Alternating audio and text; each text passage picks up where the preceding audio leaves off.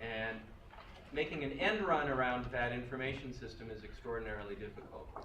Here's one approach I've taken, and I want to share it with you. I don't really care if I get through my slides.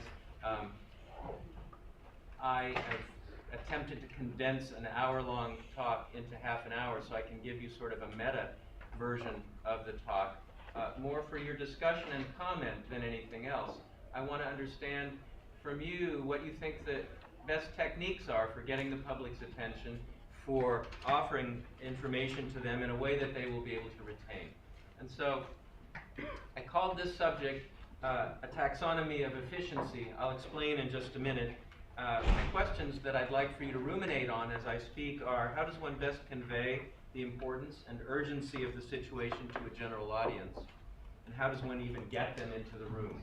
And something that has struck me over the years, even when I've been very successful at filling a room with 60 to 100 people, is that those in attendance are self-selected to really not be the ones who need to hear the message. How do you get the people who aren't going to come? That's really an oxymoron, isn't it? But that's a dilemma that I think has to be addressed somehow. For 11 years, I've given an annual talk during Earth Week. I call it my Earth Week rant. I thought that that was vague enough to enable me to talk about anything I want, and I also thought it was provocative enough that it might bring people in. I think it does some and probably turns away others, I'm not sure. This year, for my 11th talk, I decided to try to focus less on the input-output way of thinking about our economy, thinking about inputs and hence resource depletion, thinking about outputs, hence pollution, hence CO2 and climate change, and more to develop a foil within which I could then talk about anything I want. And over coffee with my friend Tom, I chose to talk about efficiency. I'm not an expert on efficiency, except possibly the way an exterminator is an expert on insects. But I have ruminated on efficiency and come to understand that it's a word that invokes positive feelings in us and oughtn't always to. I started my talk with the parable of my wheelbarrow. My wheelbarrow, which was a gift from a friend who moved to California and found it inconvenient to take it with her, began to fail after a number of years. Its handles rotted, and I decided to repair it. So at long last, I found a pair of handles that were made well. They only cost about half the price of a new wheelbarrow. I drilled them out so that they would actually match the bolts on the wheelbarrow. I ground out the rusted bolts from the wheelbarrow so that I could actually get access to the holes in the wheelbarrow to replace the bolts. I went and bought hardware.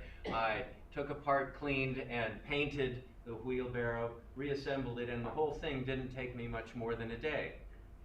And the cost to me was not much more than half the cost of a brand new wheelbarrow, which I could have gotten at the Home Depot and reassembled. So this was an extraordinarily inefficient use of my time, particularly as I'm actually a pretty highly paid 10%er at a liberal arts college in the United States of America, right? And so it was one of the many things that got me to thinking about what efficiency really is. From a resource use perspective, of course, this was efficient. I bought 2 new handles and some hardware. I didn't throw away or cause to be recycled that huge piece of steel, and I saved a lot of material that is of value, and it's still in use in my garden. So that's my in to thinking about efficiency. Efficiency is thought of sometimes as the antipode of resilience, and here is a blog post by a person who is trying to fight against that notion. If you read her post carefully, you find that she's simply redefining efficiency to be whatever it is that isn't against resilience. And I'm going to take a slightly different approach and just examine efficiency from a very straightforward, simple point of view, and then make some commentary as I go.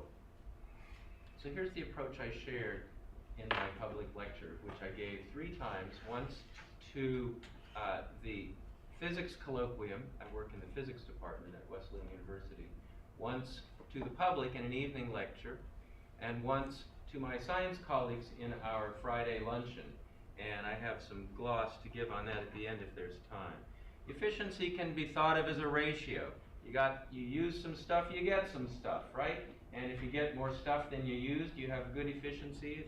If it's the other way around, it's poor. But if you think about it, efficiency takes a variety of forms. The kind of efficiency I call commensurate efficiency is an apples and apples efficiency, where what comes out is of the same sort as what went in. Energy efficiency is a perfect example of that. Thermodynamic efficiency for a physicist is the fundamental kind of efficiency. You have a source of energy in the form of heat energy, and you're able to divert some, but not all of it, to do useful work.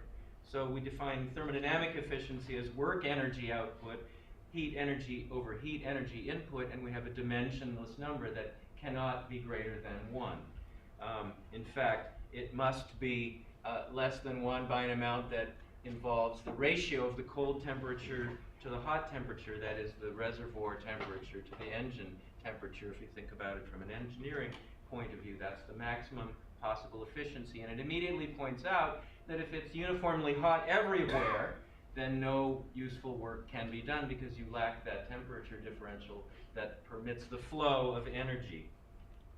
I then show a Sankey diagram of the United States energy economy, and I make a point that it's 32% efficient, and this so-called rejected energy, which is most of the input energy, of that wasted energy, that's a real nice euphemism calling it rejected, of the wasted energy, much, if not most of it, is second law losses, that it are required by the laws of thermodynamics given the processes that are being undertaken.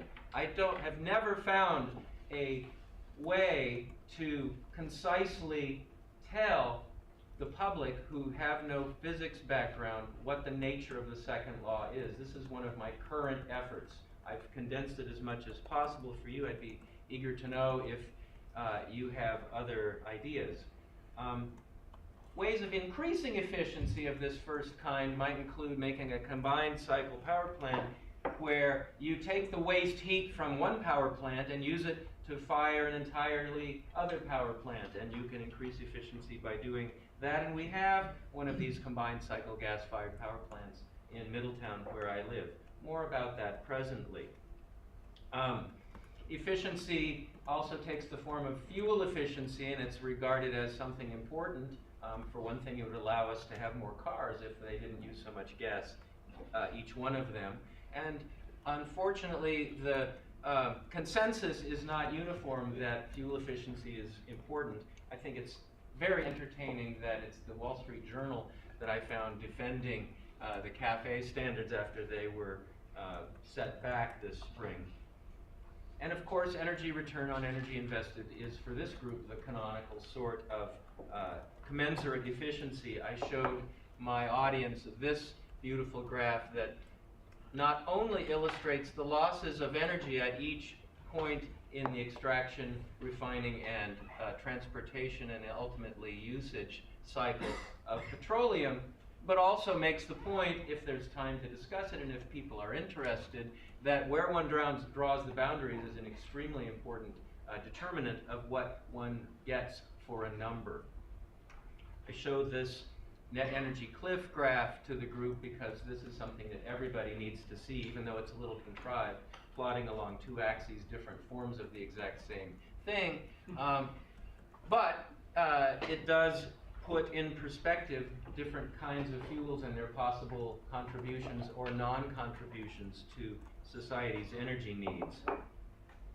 And at this point in my talk, I wanted to make because there are different kinds of energies available, I wanted to talk about fantasy a little bit and some of the things we tell ourselves that may save us. And one of those is epitomized by this lovely little article I found online, in which it turns out that if you install turbines in your sanitary sewers, you can reclaim a little of the energy that was used to pump the water to the households as it flows downstream toward the treatment plant. And somehow that could power entire cities. I suppose if New York City had these, they could perhaps power Aurora, but I think that's about the extent of it. And so we talk a little bit about downcycling of energy and again, the second law. While we're talking about waste, or thinking about it at least, another kind of efficiency is that efficiency that allows us to make invisible to us some of the less desirable outputs of our households and of society.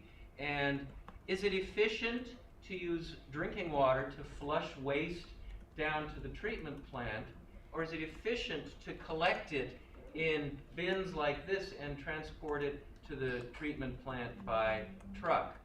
Well, it would actually be most efficient to treat it on site, but think about the nightmare, the public health nightmare of allowing millions of citizens in a city to treat their own waste. So this is a real conundrum, right? And as we think about a future of less fossil fuel energy, dealing with the human waste of cities is a very serious problem, and probably a more resilient city will be the one that manages its waste this way, because it'll be able to figure out a different way to transport those blue bins to perhaps more localized treatment facilities once trucks are no longer available for that purpose. These are the kinds of things that the foil of efficiency gives me the opportunity to talk with my audience about. And the audience is typically pretty engaged and willing to interrupt and ask questions. And so, again, I don't always get to the end of these presentations, but it gives me a chance to have a conversation with people about things that they don't ordinarily think of. By the way, I probably forgot to say, please interrupt me if you have anything you'd like to say, comment on, correct, or suggest. Please, yes. Tucson yes. allows the use of human waste. So we can compost it on our own property, use it on our own property. That's fantastic. And you can put it in buckets and let it sit for a year. Or you can buy a clivus or whatever, what have you, right? Whatever. Yep, there's all kinds of ways programs. of composting human And we waste, have that's right. the watershed management group in Tucson, and they teach the classes, and they have a little sticker that says Mother Nature called, she wants her crap back. Right. That's very good. That's very good. The whole idea of taking the nutrients from our food and as efficiently as possible putting them into our rivers is the most, or what we do in Connecticut is we collect them, we screen out as much of it as we can before the tertiary sewage, still not potable, is put into our rivers, and then we burn it. It's not legal in Connecticut to compost that, so we burn it. And do we make energy from the burning? No. Not that it would really matter, but we don't even do that. So, having gone on this little digression, you can see that efficiency could be misleading, because if you're able to externalize some of the impacts or the costs of your process, you can fool yourself into thinking that you're very efficient, when in fact you're very efficient at damaging someone or something else, right? And so this way of making a misleading scope is extremely important and valuable to those who either intentionally or otherwise want to mislead us. It makes invisible the negative impacts of our human activities, and it spreads the cost among many, which it makes possible, though it doesn't guarantee, the concentration of the benefits then for just a few. In other words, it's the tragedy of the commons. So let's move on to type 2 efficiency. I'm sure to run out of time. Type 2 efficiency is the one that's really scary. This is apples and oranges efficiency, where the benefit is of a different kind than the cost, and consequently there's no really good way to draw the line, and there's no really good way to even define it. But we all know it when we see it. If you use less time to make a widget, right, then that's more efficient. So let's take a little look at that. If you reduce the inputs, that's one way of increasing efficiency. That's doing the same with less. You could call it parsimony or cost cutting. And as I reflected on what would entail reducing inputs, I realized there are some things that just can't be made more economical by that mechanism. For example, a cake. You need a certain amount of flour and sugar and shortening and water to make a cake. And then I thought a little more. I thought, well, you could cheapen the ingredients. You could use high fructose corn syrup, and you could fluff up the cake with air and make it be just as big but have less cake in it. Behold, the Twinkie. Yes, Kent? Douglas production function tells you that all inputs are substitutes. I'd love to have a minute with you to talk about Cobb-Douglas function. Air is a good substitute. It is. It's so nutritious. We'll also come back to Twinkies if time permits. So a way of reducing inputs might be offshoring and automation. In fact, it provides jobs. This is a seasonal workers camp in Nevada. These retirees migrate to the vicinity of the Amazon warehouses each winter to help with the Christmas rush. So, in fact, this is the kind of work that is now required of people. Twinkies themselves were resurrected by firing all the workers, getting rid of the unions, and automating the process. So Hostess had had a relatively backward kind of production technique that involved lots of labor and it paid the laborers well. Perhaps that's the future. The World Bank seems to think so. Other ways of reducing inputs would be cutting corners. If you're a golfer, you know that it's really not appropriate to just leave lying your divots. It's important to replace them promptly so that they can be reintegrated with the turf. That memo never made it to the petroleum companies in Louisiana, which dig channels for their pipes for the refineries and then do not fill them in, thus destroying the wetlands, making them more subject to storm surge damage and ultimately degrading what little bit of those wetlands is remaining and might be a buffer for the coastal cities of Louisiana during storm events. And of course, corner cutting involving finding a cheaper and less, and it turns out incompatible source of water with Flint, Michigan's pipes is another example of corner cutting, which seems efficient at the time, but turns out not to be. Who could have predicted that? Corner cutting in the case of the combined cycle power plant in Middletown resulted in a practice that it turns out was pretty common. When you blow down the gas lines prior to commissioning the power plant, you need to use some gas, and well, the pipes are already full of natural gas, so it's very convenient to blow down the pipes with natural gas. The welders never got the memo that the blowdown was occurring, and the plant, which was days from being commissioned, exploded with tremendous loss of life, and has now been rebuilt and is in fact What year was working. that? It was about 6 years ago. All right, well, you could try doing more with the same if you don't think it's appropriate to... That's increasing efficiency because you're reducing the numerator. That's decreasing efficiency if you reduce the numerator. You want to increase the numerator and reduce the denominator, making that ratio get bigger and bigger. There's less electricity used because you killed some of the electricity used. Save that for the end, Charlie. So I hope you're all familiar with the Palco story. I went on about it at great length in my hour-long version of this, but you may know that Charles Hurwitz got junk bond funding from Michael Milken to buy out the Pacific Lumber Company, which had enormous holdings of old-growth timber in the Northwest. It had made some terrible blunders, namely it had not properly inventoried its trees, and it had gone public, therefore making itself vulnerable to a hostile takeover. But it did some things right also, which turned out ultimately to be its undoing too. Namely, it paid its workers well, it practiced relatively sustainable forestry practices, being a generations family-owned business that wanted to continue to have this increasingly valuable old-growth timber for into the future, since all of the surrounding lumber companies had eliminated their old-growth holdings previously. Suddenly this timber was extraordinarily valuable. It was undervalued. Hurwitz recognized it, bought out the company, forced the board of directors away, and proceeded immediately to liquidate the holdings being trees, and this was the result. Eventually there was a public outcry that is well documented in a very thick book that I could recommend to you.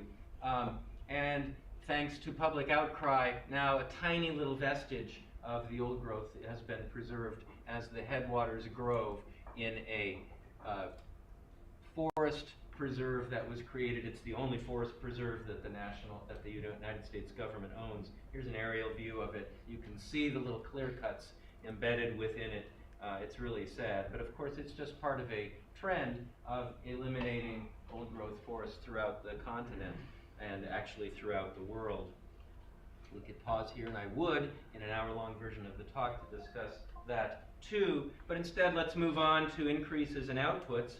So you can just make everything go a little faster, right? In fact, we have something called worker productivity, which is touted as a great measure of how much better workers are. I like that the word worker is in this. Workers become more productive usually by being eliminated, right? If you make the denominator smaller, then worker productivity goes up, meaning you're not requiring as many workers any longer to do it. And if for some reason productivity fails to grow the way you expected, this headline, so it looks like it's blaming workers to me, right? This headline was published, again, by the Wall Street Journal, in a quarter when worker productivity went up, but it had been forecast to go up by more, and that was regarded as slipping. It's just unbelievable to me, the stuff that goes on out there.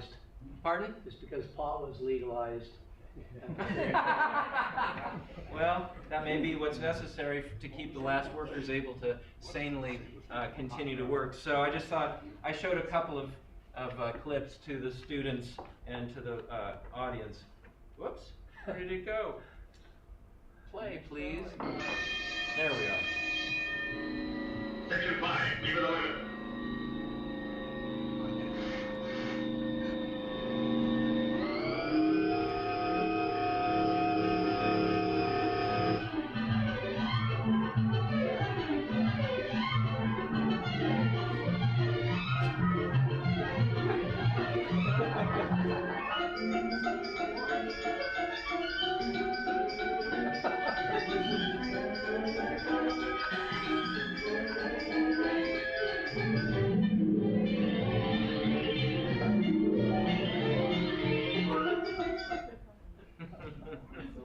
And I won't show the Lucille Ball sketch, but it, do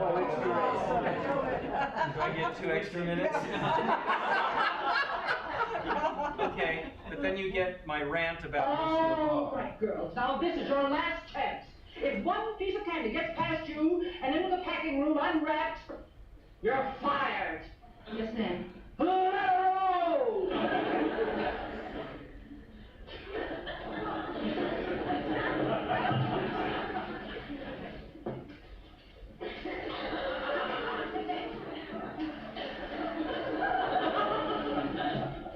Well, this is easier.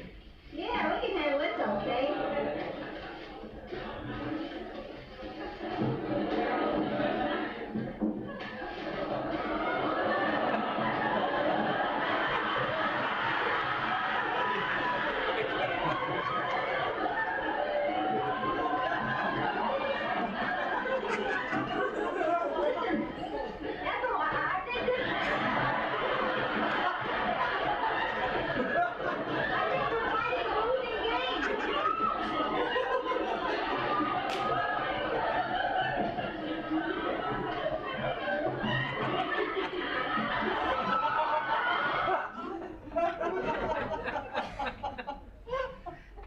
Now, I hate to ruin the fun, but in the few short years between Modern Times and Lucille Ball, job switching did not send the message. Of course, it was comedy above all, but Modern Times was a radical leftist production. Job switching taught the message that, Lucy and Ethel had switched jobs with their husbands, and the husbands were staying home and attempting to cook. And the lesson learned was that the women's place is in the home, and the men ought to be back on the production line, where I'm sure they wrap the candy just right. So this goes on and on. You could do more with less, right? That would be even better. I think of that as delusion. I'll rapidly go through these slides because I'm rapidly running out of time. But the Dust Bowl, of course, was, among other things, caused by putting into production marginal land to feed a growing population. It involved 5 states. If you are not familiar with the work of Alexander Hogue, who was an extraordinary painter, kind of along the lines of, I'm failing to bring his name to mind. Moses? No, Diego Rivera. well, that's a good, yes, that's not who I was thinking of, but yes. Picasso. Hopper. All right, thank you all, but we'll move along George here. O'Keeffe. Anyway, and Dorothea Lange's classic portrait of a Dust Bowl woman. And so to prevent this from happening again, you know, we can learn from our mistakes. The county soil and water conservation districts were created. These are quasi-governmental organizations that provide land use planning services to municipalities and to farmers, and with the hopes that making such mistakes wouldn't be repeated. Now, the tiny pittance that these organizations get from state governments is being cut as the wave of state government insolvency engulfs the nation, and so their future is at risk. Because after all, what could go wrong? We've had a generation to forget the lessons of the Dust Bowl. Fracking, I don't need to tell you about. For one thing, you know all about it, and for another thing, Charlie described it very ably yesterday. But the public narrative, which most of the people who come to my talks aren't familiar with, is that you know, fracking is a petroleum renaissance. Look, gas in my town was down to under $2 not that long ago. It's over 3 now, but the frackers won, right? Though if you look at the cumulative net free cash flow of the entire Bakken region, you find that it has made a tidy negative $35 billion in its entire existence.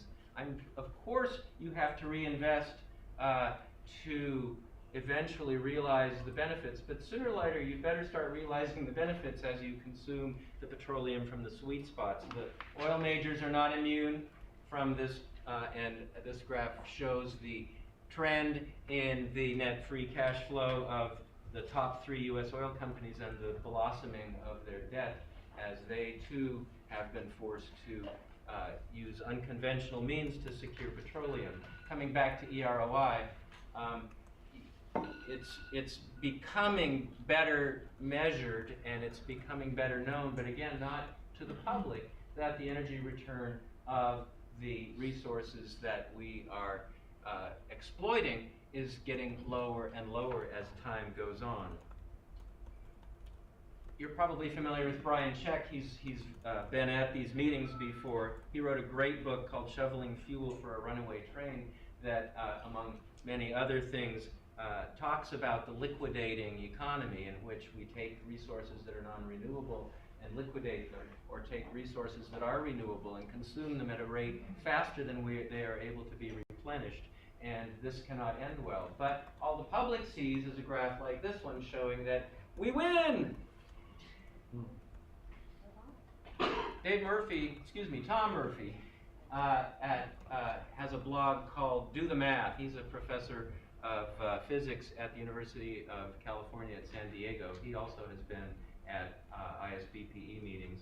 And he points out that we have to be careful if we want to deploy energy to build ourselves an infrastructure that doesn't require fossil fuels, lest we get to the other side of the peak and find that we're just running faster to stay in place and have no surplus that we can use to build that alternative infrastructure. That time is now, right? I mean, the few short years that are provided to us by the petroleum from fracking are maintaining global petroleum production at a level that probably isn't going to be seen again. I'm not going to predict that there's no other fracking technology out there or that there's no other field in the world that can't be exploited, but that too will extend the day of reckoning just for a short period of time. And so in a rather real sense, we're burning the furniture at this point, aren't we? This isn't working perfectly, but you catch my drift. So, of course, a whole talk could be based, I know where I got this idea, on this remarkable graphic just showing the impacts, the growing impacts. And I know, it never struck me to take out the energy piece of this and use that as a focus for a talk the way John so beautifully did yesterday. I hope you were all here for John Shramsky's talk yesterday, because that's the model that I aspire to when I write talks, having something clear and clean, that if you have time permits you to embellish, but if time is short, you can go through and make a single point. That's not my goal with this talk, but that is a model for all of us. In this talk, I left out almost all of the doom and gloom stuff, believe it or not. That is to say, documenting the destruction of the coral reefs by the bleaching events, documenting the deforestation of Indonesia, documenting some of the extreme impacts that are occurring, was omitted. And one of my colleagues had the temerity, and he's been to my talks before, to quibble with me about the potty flushing thing and whether maybe that could be scaled up. And because I didn't force upon him the recognition of the magnitude and scale of the problem. So even PhD scientists faced repeatedly with these facts, if not reminded every single time, will let their techno-optimism get the better of them, right? That's pretty much what my physics, chemistry, biology, etc. colleagues at Wesleyan are professionally. And we write grant proposals. We have to explain how we'll be able to make a better bomb with the technology we're able to develop. And so it's daunting and it's very discouraging. And so I will close. How am I doing for time? I have another minute? That's fantastic. So this quote was mentioned yesterday and is a really important way of thinking about our blindness. And I asked a colleague in the classics department to craft for me a slightly different saying, which I'll translate for you in a moment. And this is what it seems to me the complaints against our message boils down to when it comes from economists, politicians, etc. They say, with their togas on, non factus est, ergo fieri non potest, which means it hasn't happened, therefore it can't happen. But with a little more time, I'd talk to you just a little bit about the great cycles of the world's civilizations and about what happens in between them, which is not necessarily pretty, certainly not at its outset. And so instead, I omitted that material and just talked about doing less with less. Because that's what we have to do, isn't it? That's what we're going to do, whether we choose to do it or not. We're going to do less with less. And as we think about survival, we need to move, as we acquire more knowledge, from thinking about risk to benefit ratios to, as Dmitry Orlov points out in this really interesting, provocative, and difficult book, thinking about harm to benefit ratios, right? If we increasingly know that harm, whether it accrues to an individual or not, is going to be done by some activity, then that ratio is important for us to attempt to assess, and the activity should not be permitted. And sorry, this means regulation, doesn't it? If it will not benefit someone. And then, of course, I can go on, which I won't, making the point that, in fact, the externalization that most of the world's biggest industries undertake to make themselves profitable, if internalized, would render them unprofitable. That harm makes them basically a blight upon the planet, although a very large-scale and powerful one. So I'll leave an image of Low Tech Magazine up here. If you aren't familiar with it, there's all kinds of terrific articles on this blog. Maybe I should just go on ahead to this last slide. Nicholas Fox, who ran a little bookstore in Maine, was a self-styled Luddite who wrote a book about the Ludd movement and who wrote this article for the Washington Post some years back. It wasn't entirely successful. It was attacked, in fact. But she simply pointed out that efficiency isn't always what it appears to be. Thank you. Sorry I ran over.